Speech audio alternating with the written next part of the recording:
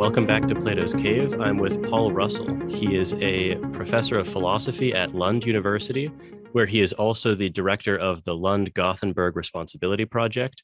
Paul is also a professor of philosophy at the University of British Columbia, and today he's been gracious enough to join me to talk about his 2008 paper, which I recently read and found very interesting: Free Will, Art, and Morality. And Paul was also kind enough to send me a current draft of a chapter for the Oxford Handbook of Moral Responsibility that he's working on. So, Paul, thanks very much for doing this. My pleasure. Thanks for having me on. Sure. Yeah. Hey, can I ask really quickly? I was just curious because I just read your bio. And are one of those universities kind of like your home university, and the other is a more secondary position? It's kind of without boring you or everybody else, the short version of this, I taught at UBC since 1987. And then in 2015, I got this chance for a half-time research position in Sweden, which was originally based in Gothenburg. But a couple of years on, we decided that Lund would be a good base. So now we're in both Gothenburg and Lund, but I moved down to Lund. And so I'm half-time there, and now actually I'm more or less retired from UBC, sad to say. Of course, I'm in denial about my age like everybody else, but that's where I'm at. So I was at half-time basically at UBC for the last 5 or 6 years. But now I'm more or less retired. Okay, cool. Yeah, I was browsing a little bit about the Gothenburg Responsibility Project, and it seems very cool. I mean, it seems like you're doing active research into responsibility and its connections with law, especially, right? Right. So it's got that. It's got what we've done is, I would say, we've not gone heavily into the applied ethics end of things. Although you can go that way. I have some colleagues in Gothenburg who are more heavily oriented towards responsibility, medical ethics, business ethics, that kind of stuff. But mostly we are into kind of normative ethics, moral psychology, as you say, responsibility in the law, action theory, that kind of range of stuff. Yeah. So we've tried to give it a little bit of identity so that it has a kind of focus that way, and it's not just a kind of no brand kind of thing. It's got some kind of identity. Yeah. It's nice. Yeah, it looks like a very interesting project. How long has that been going on? So that started in 2015. I should, give a public thank you, if I can, to the Swedish taxpayers, basically, because they fund it pretty massively. So it started in 2015. We're incredibly lucky. It's a 10-year project, and so we've got a cluster now of PhDs. That's the kind of core. We've got 6-7 PhDs. And I have some other colleagues Gunnar Björnsson was the person in Sweden who was connected with it. He's at Stockholm. Anders Zagetti is my associate director. He's at Linköping, but also coming down to Lund now. And Matt Talbert, who I'm sure you may well know his work, who's been at West Virginia and has been connected with the project for several years now as well. So those are the sort of senior people. And then, of course, we've got people at Lund as well, the very good people in practical philosophy, Jörg Pettersson, people of that sort. Vladimir Rabinovich. Yeah, nice. Nice cluster. Yeah, a great clustering of people. So yeah, I want to get into the paper, but it struck me, I actually don't know how long have you been working in responsibility topics, and what actually made you kind of get into that area in the first place? Well, you just shared your age with me, and it shocked me and mortified me. I go back. I didn't know Plato. I'm interested in Hume, but I didn't even know him. So actually, really, this started, I would say, my major interest, actually, in the early 80s when I started as a PhD student in Cambridge, in the UK. And actually, my early interest was in the philosophy of history and freedom and responsibility. And actually, way back when, it was in the Marxist theory of history and problems of freedom relating to that. And then, so I was working with people like Jerry Cohen, G.A. Cohen, if you know his work. But then I sort of moved through my interest in Hume and responsibility. So that's I would say now this is my fifth decade I'm heading into. Wow, that's Doesn't awesome. sound good. I Yeah. don't know if there'll be six. I'll be lucky. Well, it sounds good from the perspective of, you probably know what you're talking about if you're in your fifth decade at this point. I like the cautious probable. Yeah. Well, there's should might be another way of putting it. Sure, should and probably. Yeah. Um, Hopefully. yeah, We'll find yeah, out. yeah, definitely. Yeah. Well, you certainly know more than I do.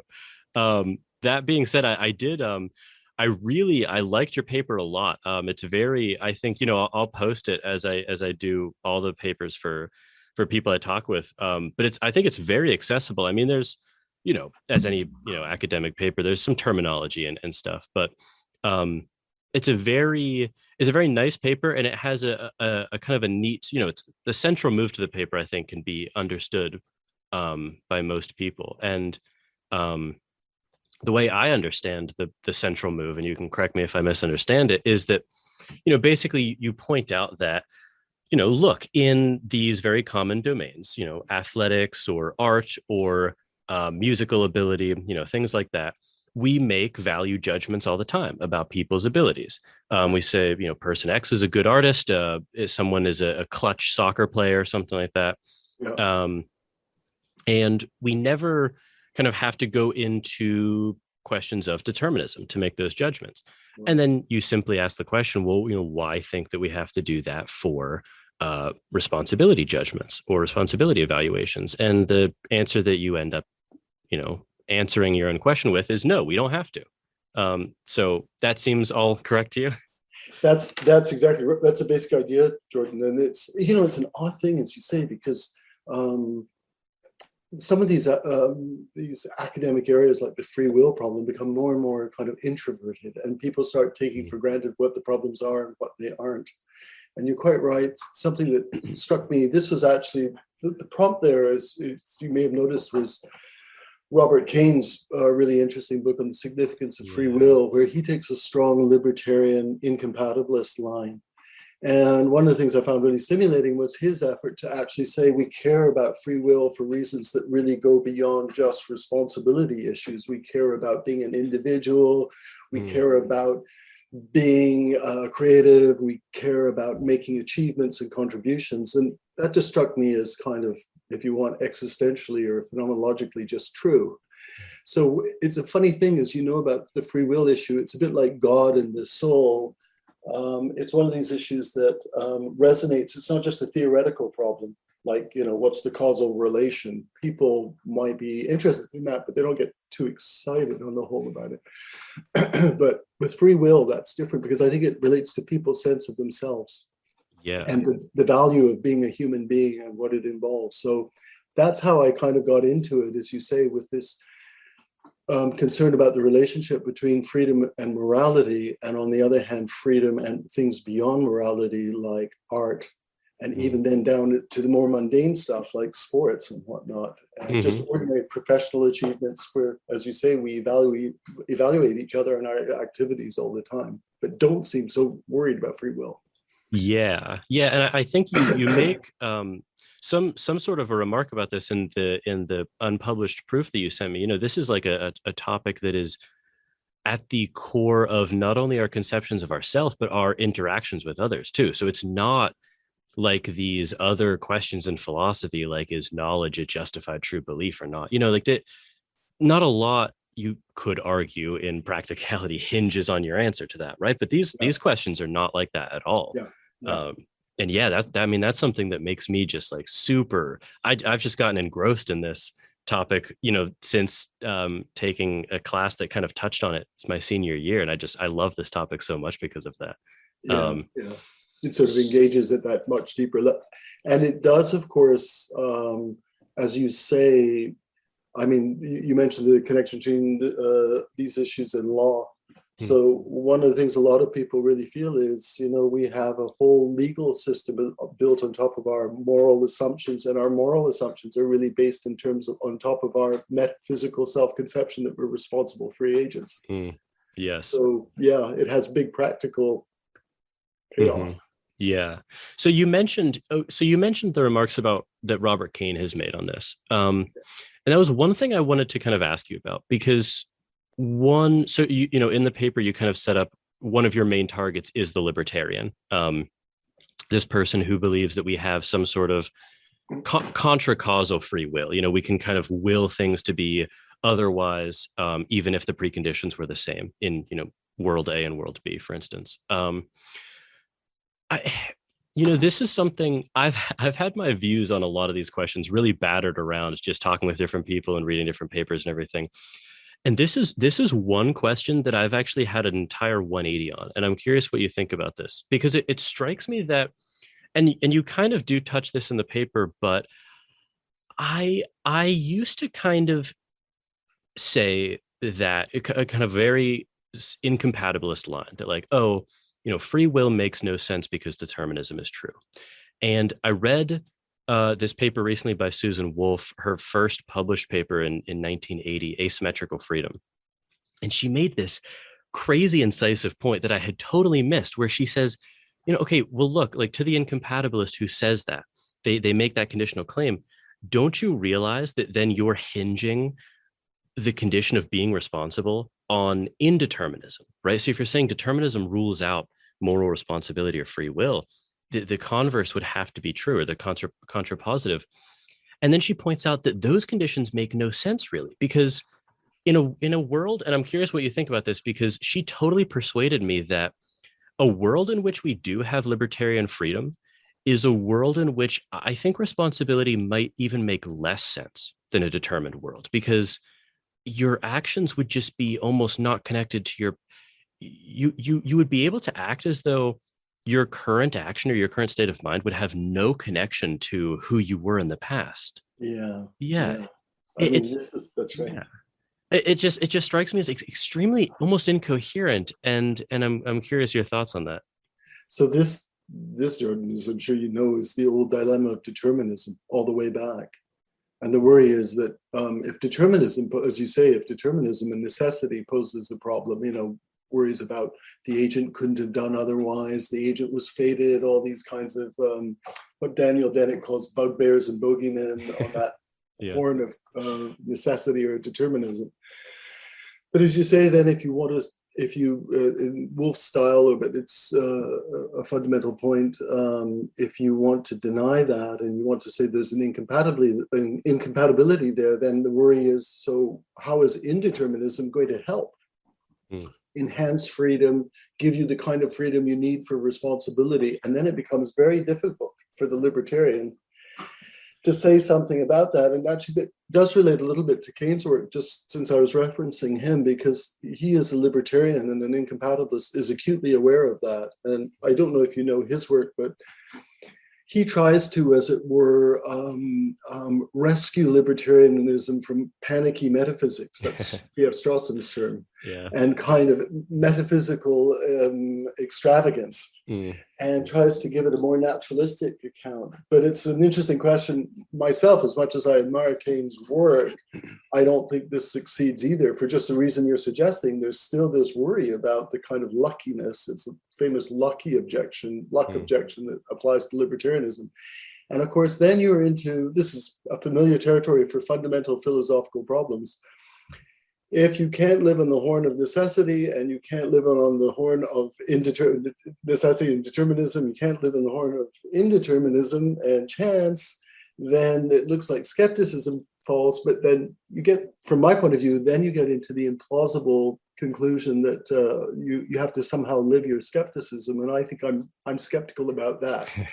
So Yes. Now we're in a real mess. Yeah. That's where we've been at for a long time. Yeah, you do a good job in the paper of kind of showing just how messy the current debate is, because it does seem like no one really has a great answer, and you sort of try to forge your own path out of the wilderness there. Yeah. So I think for what there, that's exactly right. Jordan, my own work is to try and suggest that when you're in that position for a long time philosophically, then you have to start asking yourself if there's something wrong with the question and the conception of solutions that you're looking for. Yeah. I wanted to ask you about that, but before we get there, I just wanted to kind of maybe for people who haven't read the paper or who haven't read it as closely, you kind of, you go through these three axes of kind of like ways that we evaluate people in these, and you start out with these very what should be easy to agree to areas like aesthetics or sports. And so the axes are ability, opportunity, and effort. That's one. And then the second is performance and achievement. And the third is assessment and evaluation. And so maybe if you could just say a little bit about those three. Right. So this really goes back to your original point about the morality art relationship. So I was thinking, this is part of my point of entry into this paper, was to say that there's something that's not seemingly completely unique about the morality situation. So if you take art as an obvious case where we care about being agents, care about being individuals, care about freedom in some sense to manifest our individuality. As you say, we've got it. I mean, philosophy, for those of us who are philosophers, you can use that as an example itself, which is, there's a question, it takes some measure of intelligence to get into a philosophy problem and certainly to say something interesting about it. So there's got to be some ability there. And that, as we all know, depends a lot on what your opportunities are for education and exposure. I mean, your own track record as an undergraduate, finding philosophy as you go along is just a case of this. There's a certain degree, if you want, of luck even about that. Yeah, a huge degree. A huge degree for so many people. Who are you exposed to? What institution do you go to? And what chances do you have and opportunities do you have? Yeah. And then of course there's another element, which is the effort element, which seems it's kind of an interesting one, that one, because it seems a little bit more coming from within rather than vulnerable to what nature, the natural lottery gives you or what social conditions give you, but something you find within, although we can talk more about that, but even that is problematic. Yes. When you start reflecting enough. And then, as you say, that's your kind of, I would put it this way, that's your platform. So you can think about art like that. The example is, I give is Mozart.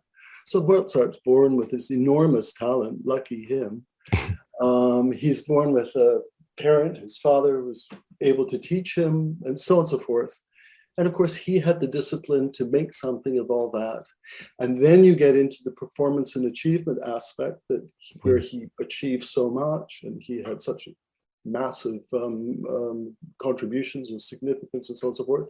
And then, of course, there's the evaluative aspect. The third aspect is we have normative standards about what these practices are, whether it's music or philosophy or morality. And they all seem to have this, as you say, core. This is the core analogy. They all have this kind of structure. And we have standards of response. What's an appropriate way of evaluating people? What seems like fair evaluation? What's unfair? That in the case of morality, it looks like excuses and exemptions operate here.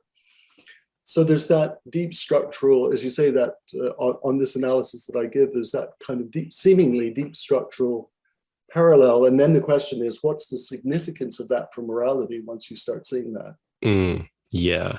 And just a clarifying question. So when you say, because I think I totally agree with this if I read you correctly. So when you say, there's the, and these are very sort of local or pragmatic distinctions you're making, there's the ability that you're born with, and that's obviously luck. I'm not going to be lucky enough to be a pro basketball player because I was born with the height of 5'10". Like, it's just not going to happen, Yeah.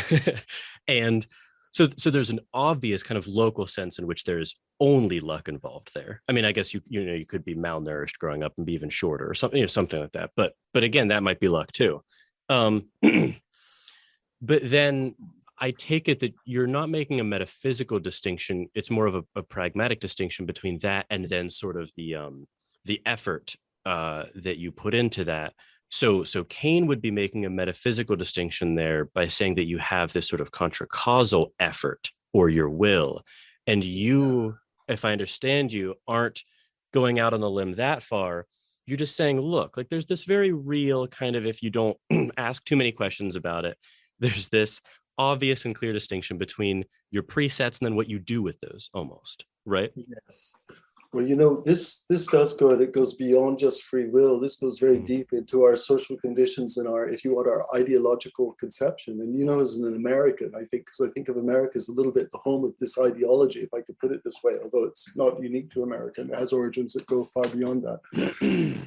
But there is this idea of the self-made person. So, that this is kind of fundamental. If I was to put it in a kind of political context, you might say that in the capitalist ideology, there's the idea that there's opportunity for everyone. And if you want to make it, it's up to you. So it's just, you can package it in 100 different ways, but God's given everyone this opportunity to make something of themselves. And if things don't work out, it's your problem, not bad luck. So there's this kind of aspiration for, the way I would put it is, it's a huge optimism about the human condition, which in some ways is quite admirable. But that's the effort component, which is we can make ourselves, we can be self-creators, and we can find there's always a path ahead for us, and we're not just victims of fate. And that, of course, is an admirable disposition in many ways, except when it becomes completely untruthful about what's actually happening in society and to individuals and even to ourselves. Yeah. When it becomes, don't you know, poor people just don't work hard. That's when it becomes, exactly. So it has that counterpart. And I think there's a responsibility, so if you end up in the prison system, that's because you've made bad choices and it's all about you. But a lot of reflection, this is the complicated part, is I don't want to be a skeptic about that, but I also want to think as part of this effort notion, you could have made a moral effort. Lots of people have bad conditions and bad social environments, bad upbringing, and that's the effort compartment. So if you want their opportunities seem damaged, to take that first platform that we were talking about, the notion of opportunity and ability. So the kind of assumption there is that effort sort of moralizes that situation such that the freedom you have as an individual is to always to overcome whatever the contingencies are that are thrown your way. So when it comes to performance and achievement, you can always do it if you make the right kind of effort. I'm always amazed, you see successful sports athletes sitting there with their Olympic medals saying, I just want to say to all you kids back at home, just keep trying because anybody can make it. And I'm thinking, that's a nice message in a way. But no, like no one really, not everyone can. No. Yeah, exactly. Yeah. So, okay. So if I'm understanding you correctly, we can talk totally consistently about effort without that doesn't tie you to being a libertarian, and it doesn't weaken the sense of effort either. Exactly. Okay. And that's an important point, Jordan. That's exactly right from my point of view, because there's a metaphysical notion of effort, which sort of, and this goes, if you know Kant's philosophy, there's this notion of a kind of transcendent rational will that allows you to step outside of everything that's true about your contingent circumstances and find some kind of motivation that transcends all of that. But as you say, you don't have to go that way. You can still, if you want, within compatibilist terms, emphasize the importance of effort and the significance of it. But the worry then is, where does the effort come from? And there's going to be a background. This is the more skeptical move from some points of view. The skeptical worry or the threat to that is that even when people, if you're the kind of person who's resilient enough to make an effort, there's probably some explanation for why you're like that. Yeah. I don't have any control over the limits of my own effort in some sense. I mean, you can't will more willpower. Like, it just, at some point it ends. It becomes a kind of vicious regress. And then you get into weird libertarian metaphysics, because in order to stop that regress, you've got to start introducing something a little spooky, like the pure self, the rational self, or the noumenal self, or something like that. Yeah, it's always interesting, it's a little bit of a, it's a tongue-in-cheek kind of response to a libertarian, but it's like, well, if you really do have that libertarian free will, why aren't you just the perfect person? Why don't you have, 10% body fat, and why haven't you published and all that? Because if you can just will more willpower, why stop? Failure. Well, because I guess you're a bad person. If it's not Yeah, happening, that's yeah, their answer. yeah. It just collapses into like a puritanical view at that It's point. your fault. If they're right, Yeah, it's your fault. that it's your fault Yeah. all the way down. Yeah, if they're All right. actually, Yeah. that's yes, as you say, all the way down, and that's a really important qualification. In fact, Yeah, yeah. um, So okay, with that understanding, which I'm happy to have gotten from you, because then I do fully agree. Because I didn't think that you were kind of trespassing into spookier metaphysics, but I wanted to confirm. no, So okay, so that seems, so I totally buy that then, that we do always make these distinctions, and we never ask about determinism, or at least, we rarely do. Maybe we do or not. I will have to see. But you say, that when we're considering those kind of standards of evaluation, that there are natural kind of fairness questions that arise, and you list them in the paper. They are: is the standard of evaluation the right or correct standard? Has this standard been properly applied to the agent and or the performance? And then, are the conditions and circumstances of evaluation and assessment fair and reasonable? And right. and I was actually, the funny thing is I was kind of thinking, I was trying to find examples of this in my own life, and like applying to the philosophy programs kind of came up, and they're in evaluating me. I mean, they're going to be asking these questions, does he fit the standards and qualifications that we're looking for in an applicant? And determinism, I mean, you're right, it just doesn't come into it. I mean, they are trying to get a glean of my academic abilities and character and who I'm going to be in the program, and all these things. And you never have to kind of regress into determinism to answer those. And so that point does just seem empirically right to me. Yeah, I mean, Yeah. this comes up with the art example as well, which is, it's interesting because we might, as educators, say, be interested in figuring out what makes it possible for a student to succeed, and what kind of barriers operate that make them fail. Hmm.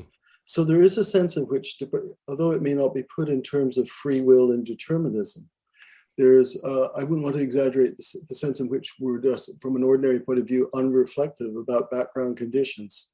Because you might worry, as you say, about, just to take something as simple as an application to a graduate program.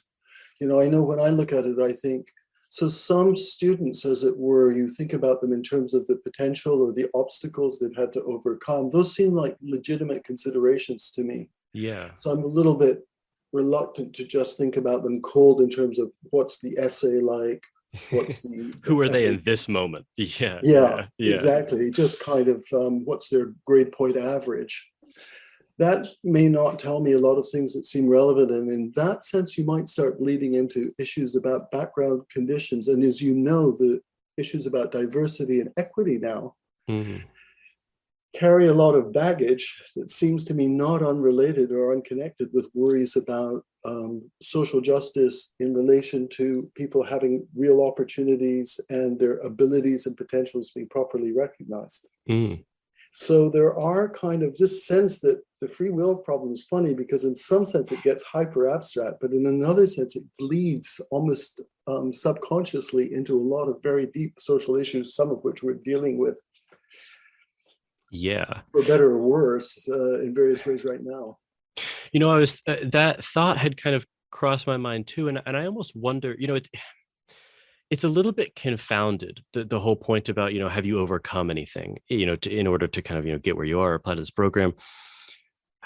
I could imagine two responses to that. I could imagine one saying, well, all that question is really kind of trying to dig at other present tense character traits that they might have, right? So if you know that one applicant really overcame a lot of struggles, they might be more resilient, and that is kind of a present and forward looking trait. Right. Or, you could have what might be kind of the more hard and compatibilist responses, like, oh, okay, this explains some deficit in their application, right? I was only a philosophy minor because my high school didn't have a lot of didn't yeah. So there's this weird kind of confounding dichotomy there. There is, and the other side of that. So, as it were, it can cut it, as you say, it can cut in two directions. One direction is to make you much more sensitive to the things that have been obstacles and limits, where someone's potential may not be properly realized. And that could be true in ethical life, artistic life, sports life, you name it. We're kind of sensitive to that. But the flip side, isn't it true as well, Jordan? And this is the side that actually I want to emphasize from a kind of more compatibilist friendly point of view, which is you don't want to read that become so sensitive to those kinds of issues, if you want those issues about luck and history and fate, of those kinds of concerns, to start denying that there are real differences between people. Because if, just to use the example I give, if you've got Mozart, you might well think, gosh, lucky person, just won the artistic lottery in terms of natural talent, best circumstances, best training, so on and so forth. But it's still true, he's a fantastic, gifted person, where some people want to say, oh, there's no real merit there unless somehow it was all coming from him without any of these contingencies, but that seems crazy. And then more negatively on the converse side, as happens in education, there are people who you have to just say, well, there may be a lot of reasons why this person is never going to be a very good musician, philosopher, football player, whatever, but they're just no good. And so we don't want them in our program, or we don't want them in our team, or we don't want them in our community if they're morally damaged. So that's the flip side, which is the skeptic seems to me in danger of wanting to sort of deny the reality or the importance of those distinctions. Yeah.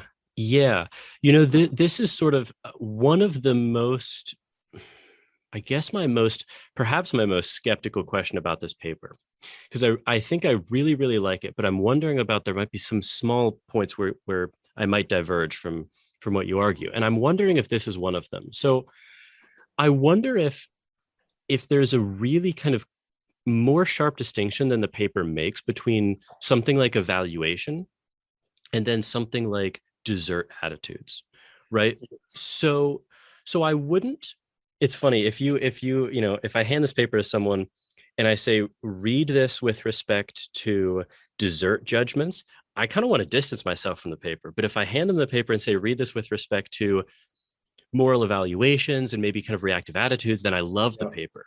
And so please, what are your thoughts about that? Well, I think that's true. It's a good point. And I think, so for example, someone who comes to mind is colleague Dirk Pereboom's work. If you know Dirk's hardened compatibilist, he's this kind of a skeptic of a sort, but as you say, the more nuanced position that he would take up would be something like, well, of course, I recognize that there are these distinctions to be drawn, but what really disappears here once you become sensitive to these background conditions influencing the way agents are and why they are the way they are, whether in morality or whatever, it's what seems to evaporate, as you say, is desert. But desert does a lot of work here. So I'm sympathetic to this, but in a qualified way, which is, I think there are conceptions of desert that are metaphysically loaded and that run quite deep in our society in terms of our self-conception, that actually involve this notion that we are fundamentally self-creators or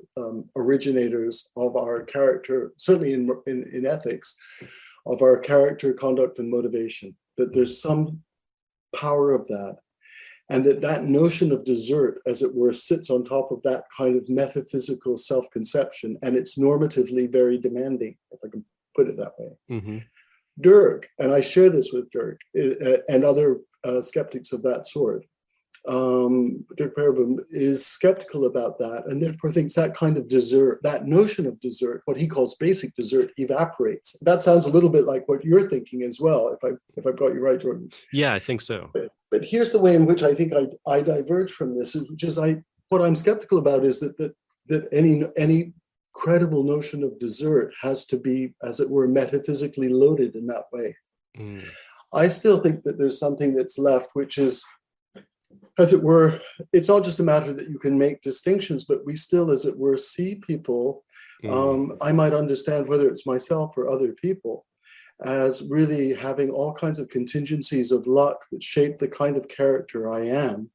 But fundamentally for me, this is my compatibilist side.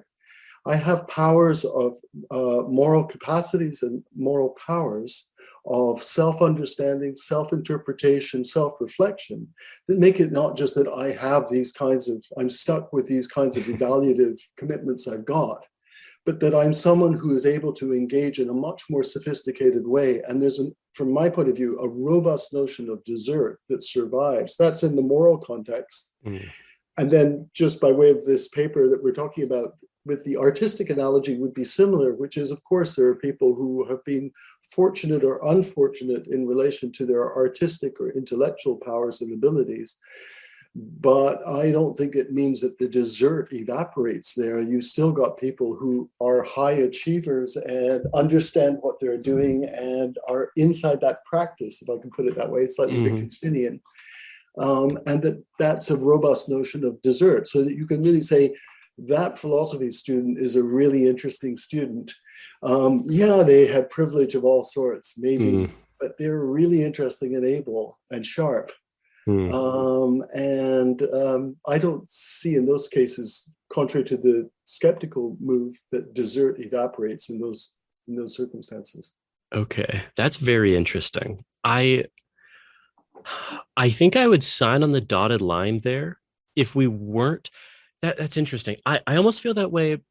That certainly applies to something like reactive attitudes, like for listeners, something like blame, resentment, indignation to be the negative, or gratitude, love on the positive side, right? Yeah. There seems to me to be this kind of. I wonder if there's not more of a sharp distinction than is the case in some of the literature between those attitudes and then desert practices, almost, right? So I wonder if what you're saying, because what you're saying just lands for me completely with respect to those attitudes, but then when we move into practices, I mean, my current position, because it's going to get pushed around by some paper at some point, is that I don't know how desert practices of sort of revenge or retribution, or in the lay terms, like getting even with someone in a fundamental sense, right? Those don't seem to hold for me, whether or not determinism is true. Yeah.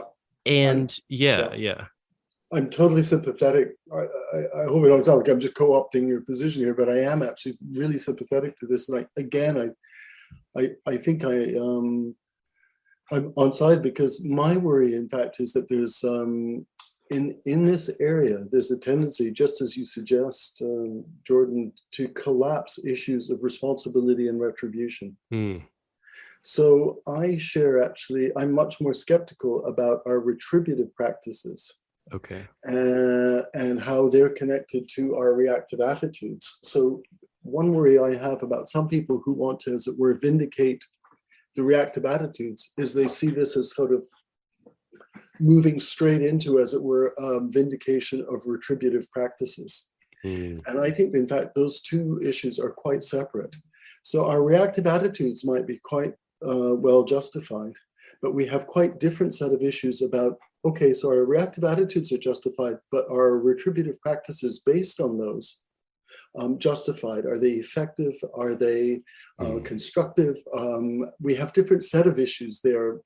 From my point of view, more utilitarian oriented, less backward oriented, less desert oriented. Okay. So there's a lot to say about that, but I think some skeptics, for what it's worth, are actually, in a way that I'm sympathetic to, they're motivated by their skepticism about retribution. My objection to them is that they present that as skepticism about responsibility. Okay. Those two are separate. That makes a lot of sense to me, and I think you're right that those two issues are definitely, to some degree, conflated in some literature. Yeah. I think you're right. That's so interesting. I mean, I was reading. I recently read Wolff's 81 paper, The Importance of Free Will, and then, because I know you cited in one of the papers, Summers' 2007 rejection of that, that kind of view.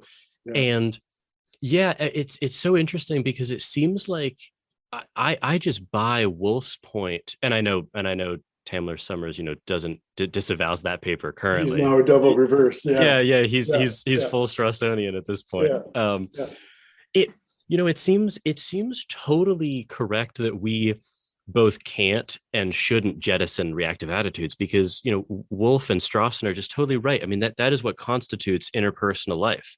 I mean, we're not that close, but if I were treating you as something to be managed, some object to be manipulated, that does, I mean, that just vitiates interpersonal and moral life completely. And I think that is like the core of why um reactive attitudes survive happily with the truth of determinism. um and it's funny because, yeah, what you were saying made me kind of think about, I've recently changed my mind again about the basis of retributivist punishment, where I thought previously, it doesn't make any sense because determinism is true, and now I think it makes no sense whether or not determinism is true, precisely for those kind of consequentialist reasonings. Yeah, so it's I'm glad that you make the distinction. Yeah. Yeah. Well, the point you're making about the relationship between personal life and reactive attitudes, or skepticism about reactive attitudes, this is a big area of debate right now, and really coming out of P.F. Strawson's Freedom and Resentment, because Strawson famously argued that if we get rid of as you were saying, if we get rid of the reactive attitudes, we're left with this kind of objective stance where we're stripped of our interpersonal relations, and it seems kind of dystopian and horrific. Yeah. And there's certainly been, as I'm sure you know, efforts by various people. Paraboom is one very important person. R.J. Wallace is another, to kind of separate and say, look, the moral reactive attitudes, we could maybe get rid of them and still retain a lot of our interpersonal life. And there's a big debate about how much that can or cannot be done. But I share even if that kind of modified proposal to slightly optimistic proposal that we could strip ourselves of our negative, pernicious, reactive attitudes and all our retributive dispositions. I think of this as a kind of Californian move to go very mellow, none of the negativity, feel positive, just think how we can help one another. We can treat people instead of punish people, all this kind of stuff. It's an interesting question, just how dehumanizing that itself is. And that goes to my own, and maybe this is your sensibility here too, Jordan. My sense is that there's something dehumanizing about not treating people who really have sophisticated moral capacities as if they are really just objects of treatment and therapy and moral education. And I feel that this is a debate that's come back again in the 50s. There was B.F. Skinner, if you know his stuff, Walden too, all this kind of effort to be sort of skeptical about responsibility and freedom and have a more positive therapeutic approach. And it's come back again as you know, in these kind of contemporary skeptical views about responsibility. But I share this kind of worry that although it's humane at one level because it's trying to get rid of these nasty retributive practices, the worry is that it becomes quite dehumanizing and depersonalizing in its actual institutional social form. Yeah, I have a lot of mixed thoughts about this question. On one hand, I'm very, very sympathetic to a sort of an asymmetry perspective on this, where it seems like there is something obviously true. And I've tried to kind of be a little bit introspective about this, just in kind of reading this literature. And, there's that old kind of aphorism, anger is like a poison. It just destroys the vessel it's in. I butchered it, but it's something like that, right? Yeah. And there's something kind of true about that with respect to certain sentiments like revenge, right? Or this kind of need to get even with someone in some deep sense, right? And those, as we already said, that there are practices that can be disassociated from reactive attitudes, but I even think there are sort of reactive attitudes more based in that sentiment, right? And there is like a very happy jettisoning of those that I don't that I don't think is completely irrational, but at the same time, straying too far into that, or having that as sort of a predisposition when encountering people, does seem, to use Wolf's phrase, to make our relationships take on this hollow ring, as she says, Yeah. which is, I love that, because it does. I mean, she taught we can still have a certain type of love, we can still have a certain type of friendship, right? But they are degraded in some small sense. Yeah. Yeah. Sounds kind of ersatz and phony somehow. Yeah, and there is this I almost get this like mental image of, there's this like distancing, or this film that's like created between you and another person. When you're managing someone, you're not. I actually just I'm trying to work on this paper. I presented it at a conference recently and got some really good feedback about this. But there's actually a loss to the person's standing, but there's a loss to you as well. Yeah. And Because you have just put up that film.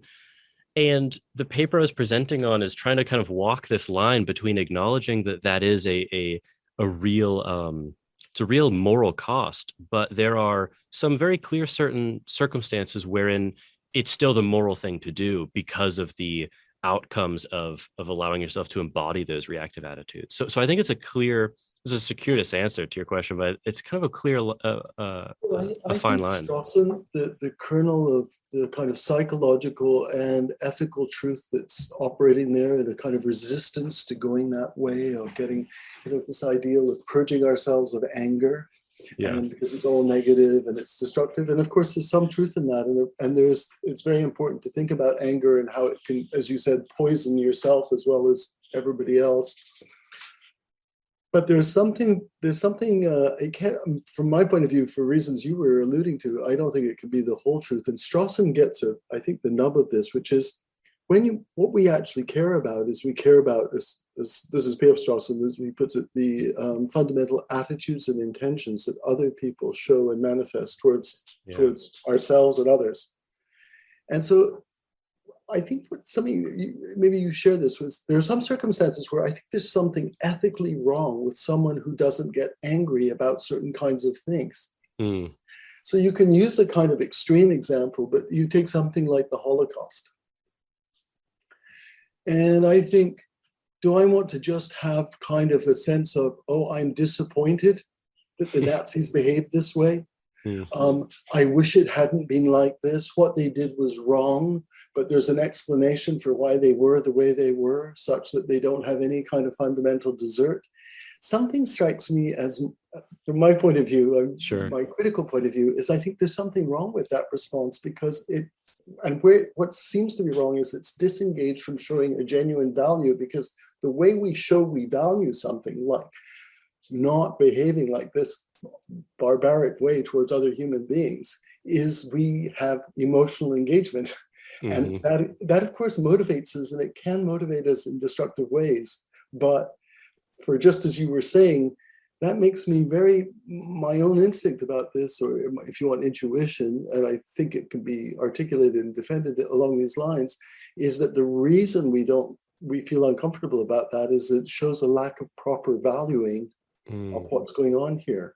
So yeah, totally. And I wonder if there's I wonder if there's almost some importance to the distance that you take, or that exists rather, between you and that group, or you and that immoral person, right? So if you're right next to someone who's doing something heinous, there is, because it's so linked to action there, your attitudes, like, are you going to step in, and are you going to be as likely to step in if you're just this kind of cold, no, you just exactly, you just want to get in there and do something about it, right?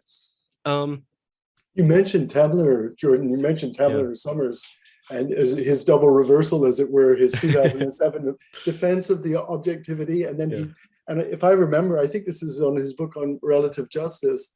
He talks about, if you know that work, he talks about one of the reasons he abandoned this was he was thinking about his own children, and if someone harmed one of his children, I think for most of us, certainly for parents, or if we have close relatives, you kind of immediately know that. I know that once or twice my own children in this or that way have been, thank goodness, nothing terrible. But if it's, as you say, that intimate relationship, that close relationship, the idea of switching off your reactive attitudes and not being angry with people who are harming them is just seems something, from one point of view, psychologically incredible, but from another point of view, ethically suspect.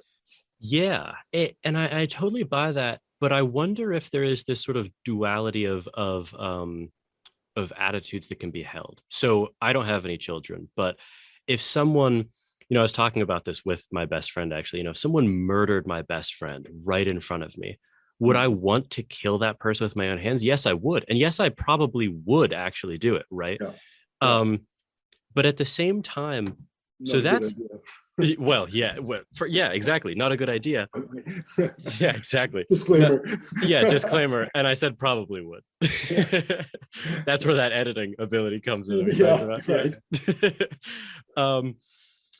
But at the same time, I only feel that, and I think it's totally morally permissible to feel that, and maybe even we might want to say obligatory to have that reaction in that moment, right? But at the same time, I think both me removed from that situation can say, well, yes, it's totally understandable and maybe even desirable to want to do that, but the perpetrator would not deserve to have retribution in that sense, in a deep sense, in a desert-based sense. Yeah, and that. Yeah. Well, do you know if I'm not throwing too much other work into this discussion, but I don't know if you know, Gary Watson's got a famous paper on responsibility and the limits of evil. Is this the 87 paper? Yeah, that's right. Okay, yeah, I love that paper. And very influential paper. It's a very, very interesting discussion of Strawson's freedom and resentment, sympathetic but critical. But if you remember this, the centerpiece of that Watson article is the case of Robert Harris, who's this Californian murderer who horribly killed 2 teenage kids, cold-blooded.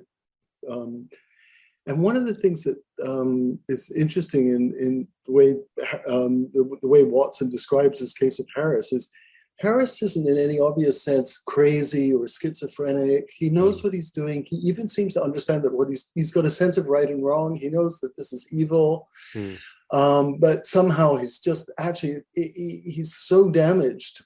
But the interesting thing is, it sort of comes to the nub of the discussion we're having, which is there's this history that Robert Harris has that explains why he had a horrible background, himself abused.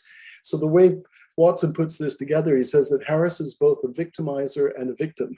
And we have this, as Watson describes it, we have this ambivalence where our reactive attitudes seem unstable, because if we think about what he did, we trigger our strong reactive attitudes. But if we think about what happened to him and why he is the way he is, we feel sympathy for him, and he's so morally unfortunate.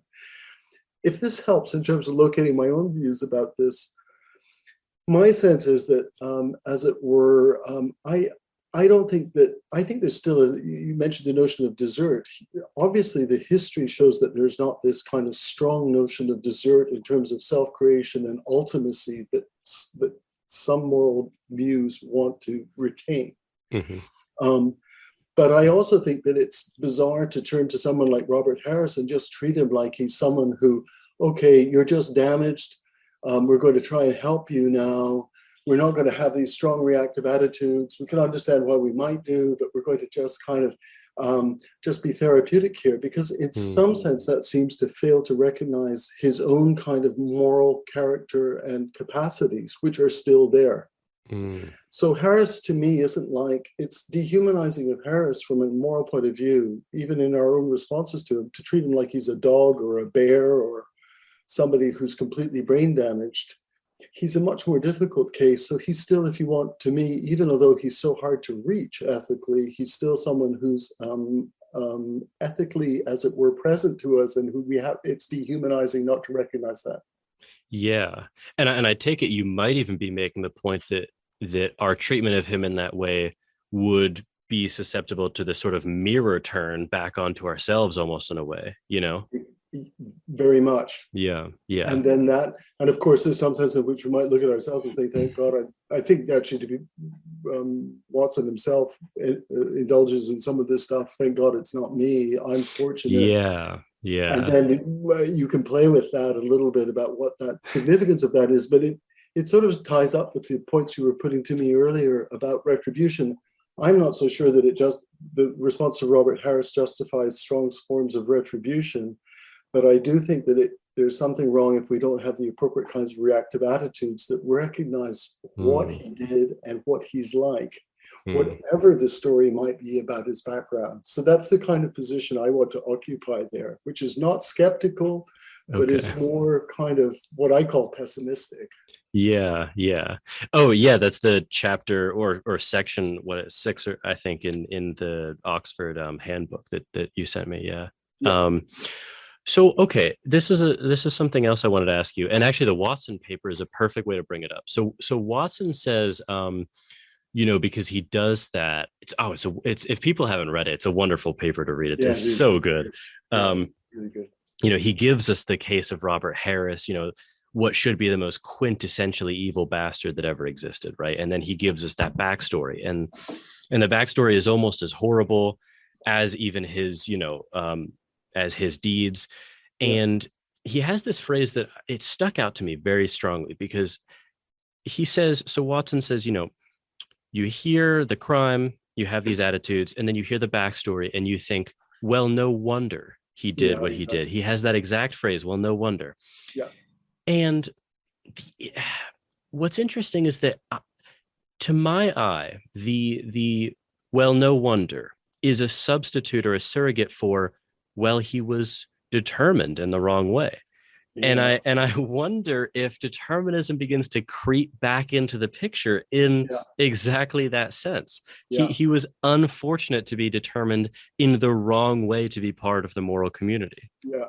Yeah. Watson almost slides. He's interesting because he almost slides into a skeptical position. He starts off kind of being very sympathetic to Strawson. Then he describes his case, and basically he's saying, and I think he's right about this, that Strawson is strangely unconcerned about history and luck. Yeah. In a way that the Robert Harris case brings out. Mm-hmm. And then it's a little bit like Watson's own position is a bit, to my mind, slightly unstable, which is he describes it as this a sense of ambivalence, but it's almost like he's toying with skepticism, because he's really thinking, if history and luck matter in this way, as you say, the no wonder moment, no wonder Harris is the way he is, then how much can we really retain or remain committed to our reactive attitudes? But that's maybe the point at which I kind of jump off from him, because what I want to say is what I think we find difficult in our kind of dominant self-interpretation of our kind of moral self-image is the idea that we might actually, as it were, be both free and responsible agents, understood in terms of having fairly robust capacities of understanding norms, understanding normative practices, having emotional responses that are related to that, if you want, part of the moral life or moral community. And at the same time, putting these two together, being aware that we are subject to significant forms of fate and luck. And the Robert Harris case, to me, brings that out. But I have a different, I think Watson's position is that he's unhappy with that blending, whereas I want to say that's what's the truth about the human predicament. And just for what it's worth, my views there, just to people who might be listening to this and wanting to think about reading it, my views kind of approach closer to someone like Bernard Williams. If people are interested in his views, that's the kind of branch that I would move towards. Yeah. If I read correctly, he was involved either your advisor or on your committee when you were in your PhD. My supervisor. That's awesome. That's so cool. Yeah. I was very lucky. I love his critique of consequentialism. It's and like, as someone who likes to think of himself as a consequentialist, I even like it. Right. Yeah. It's coming from a strong place then. Yeah. No, it's that good of a paper. Yeah.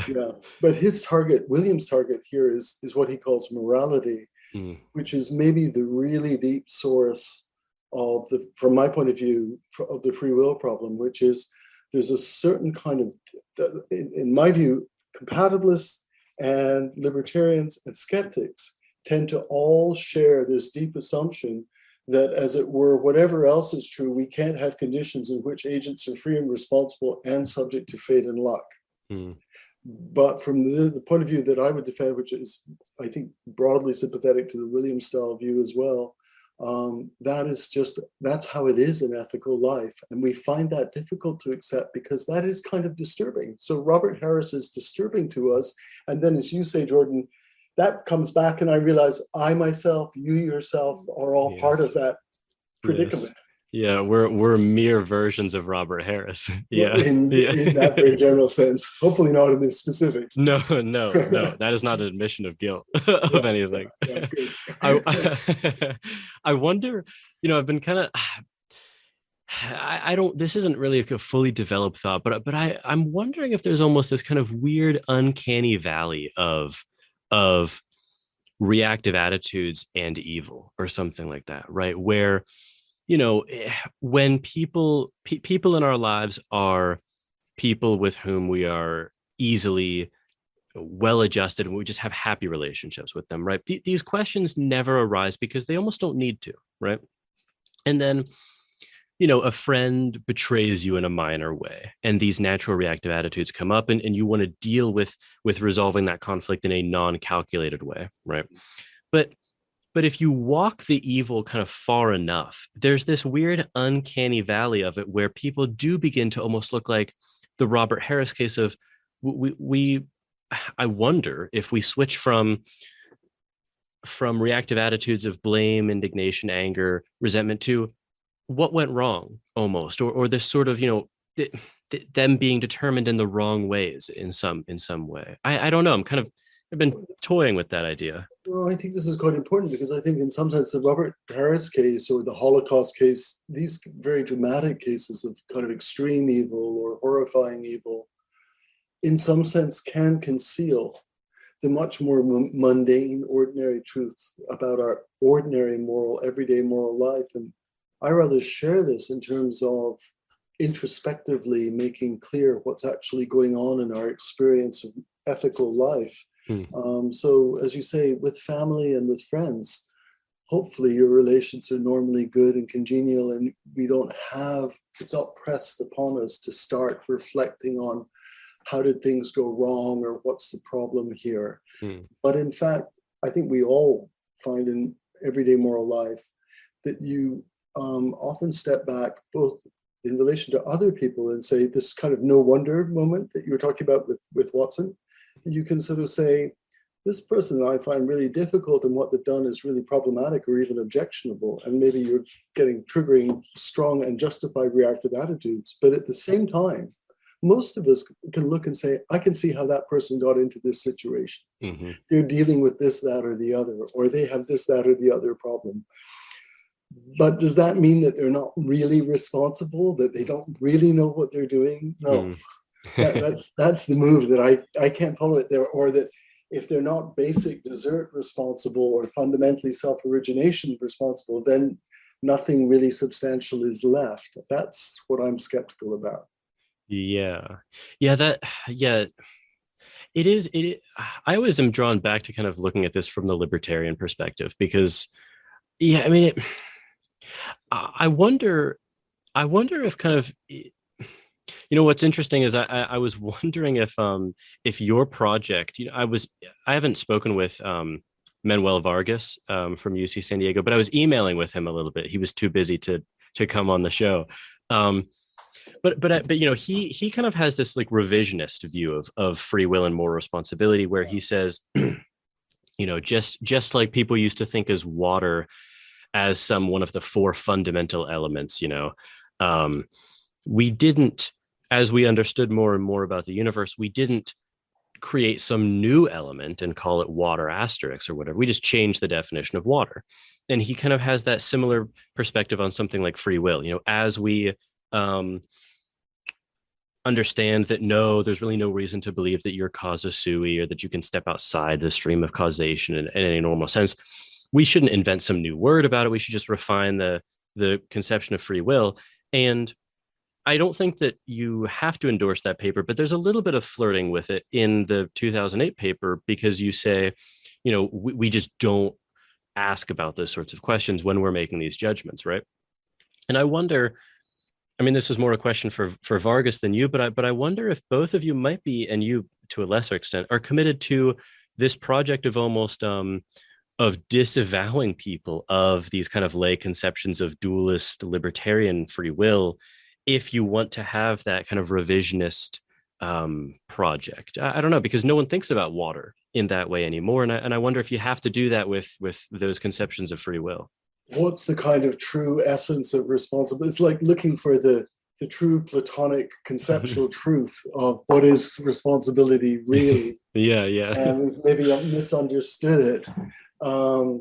It's an interesting question, because actually this does relate to what might be called responsibility pluralism. So the question's a little bit like, how many concepts of responsibility do we have? And how stable is the concept that we, and then we get into the question, who's we here? We moderns, we Westerns, we Platonic Christians, who? Yeah. And that becomes a really interesting question. And then related to the notion of revision, you might have multiple ways of revising. And there's always been, all the way back to people like Hobbes and Hume, they've taken the view, which is that our ordinary concept may have built into it all kinds of illusions or fraudulent misunderstandings. So there's kind of, as you say, Jordan, is this kind of revisionist tradition that comes well into the, kind of merges with the compatibilist tradition all the way back. But on top of the question of revising and what our ordinary view is or isn't, and whether or not there's a stable, clear account of that to be given, there's also the question of whether or not we just have one correct concept or not. And people like Williams, for example, challenge that. And I don't know if this example helps, but the example that comes to mind along these lines that you mentioned is, it's like the problems of God. So some people think there's only one true conception of God. So if you're a Christian, God is a personal God, an intelligent being, a benevolent being, all these essential attributes. When we're talking about God, there's only one true concept. And either that God exists or it doesn't. Yeah. So don't bring in this deist conception that it's something that doesn't have moral attributes. So that's not really God. You're just no better than an atheist. So we have something like the same kind of dynamic going on. And the deist is something like a revisionist about our concept of God. But then it's an interesting question of whether there's any coherent concept and how robust that concept might be. And in the case of responsibility, whether or not there's just one correct view. And again, we're getting into more interesting and complicated, difficult stuff, but my own view is kind of pluralistic about, as it were, there's a core fundamental set of features to our concept, but that, as it were, different cultures and different circumstances will articulate and understand and interpret those features in different ways, and there may not be one unique correct way. Yeah. Maybe like justice could be seen similarly. It's historically and culturally located, as it were. Yeah. No, that's interesting, and I mean, I think I buy that. I guess that's maybe kind of a point where I've always disagreed with someone like Dan Dennett. Like I just spoke with, a couple of months back, Greg Caruso about his new book with Dennett. And Dennett almost seems to, he almost seems to deny that libertarians exist in a way, or that people have these like lay, I mean, he doesn't do that explicitly, obviously, but he almost seems to be very dismissive of, well, that's not a free will worth wanting. And I actually agree with him about that. But it almost seems like he's saying, well, no one even wants that free will. Whereas I think, no, actually, a lot of people do want that free will. Philosophers, but especially, the non-philosophical. So it's just. I think there's a strain in compatibilism like that, which is, and Dennett, I sort of share I admire Dennett's work. Obviously, he's a really important, significant contributor to all these topics. But there's slightly a feeling that he's tone deaf Yeah. to certain kinds of incompatibilist concerns. And actually, my own work, what I call free will pessimism or critical compatibilism, is actually a response to that. That I feel like maybe like you, I understand what it is that incompatibilists and libertarians think they're aspiring to.